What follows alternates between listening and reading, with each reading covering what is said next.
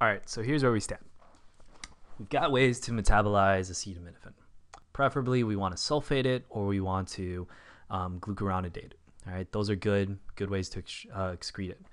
Let's say those pathways aren't working. If those pathways aren't working, we're going to invoke a minor pathway, which is the CYP450 pathway. And the CYP450 pathway generates the iminoquinone that we have right here. Okay, iminoquinone, it's going to be subject to nucleophilic attack. Okay, now nucleophilic attack isn't necessarily bad. Okay, it really depends upon what's attacking the iminoquinone.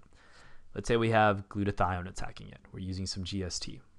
Overall, this is good.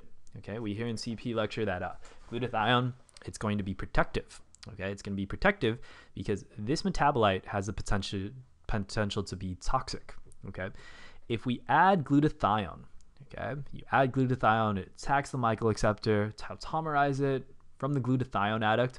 What you can do is you use gamma-glutamyl-transferase, dipeptidase, and N-acetyltransferase, and that puts the iminoquinone in a form that can be excreted. Okay, so that's good. All right, we've taken our potentially toxic metabolite.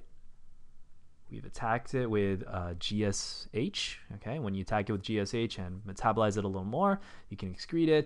It's not going to cause any big problems inside your system. Okay, the big issue is what if there's no GSH? Okay, obviously, if there's no GSH, you can't go through the GST pathway. Okay, and if you can't go through the common pathway, you're going to go through this one, the DNA or the protein and everything, and that's going to end up being bad. All right, so first of all, why would we not have any GSH? Okay, first big reason would be diet deficiency. Okay, diet deficiency, glutathione is a tripeptide. All right, and if you don't have those amino acids or you don't have something that's just needed in the pathway for synthesis of glutathione, you could be deficient in it, and then you won't have any GSH. Second big reason, depletion by alcohol metabolism. Okay, so here we have some ethanol. Ethanol via ADH is going to get converted to acetaldehyde. Acetaldehyde is subject to nucleophilic attack. Okay, so that acetaldehyde is going to consume some GSH. That's why in CP lecture, when we're talking about acetaminophen dosing, you say 4,000 milligrams for your typical person, and then you lower the dosage if someone's on alcohol, okay? Because the alcohol is consuming the GSH, and then you're going to be at greater risk for following this toxic pathway, okay? Similar to the ADH depletion, or the depletion by alcohol metabolism with ADH, is diethyl malate. Diethyl malate, you have two spots that are susceptible to nuclear attack or nucleophilic attack.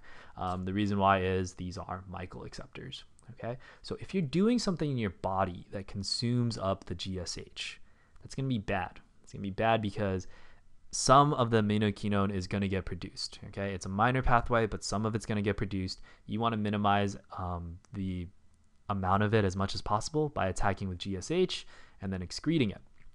So without GSH, we're going to have DNA or protein attacking it. So the DNA attacks very, very similar to the above pathway. Protein attacks very, very similar to the above pathway.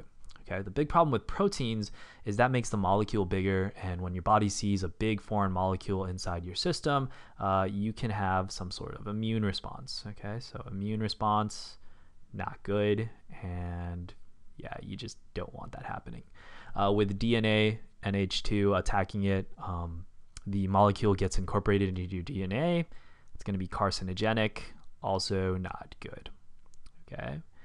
And needless to say, these are toxic, and you don't want these to happen. All right, so there we have it.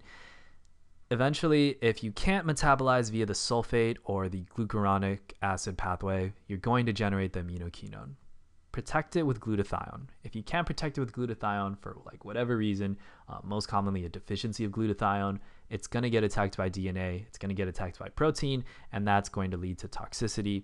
And that's where the whole acetaminophen toxicity comes from.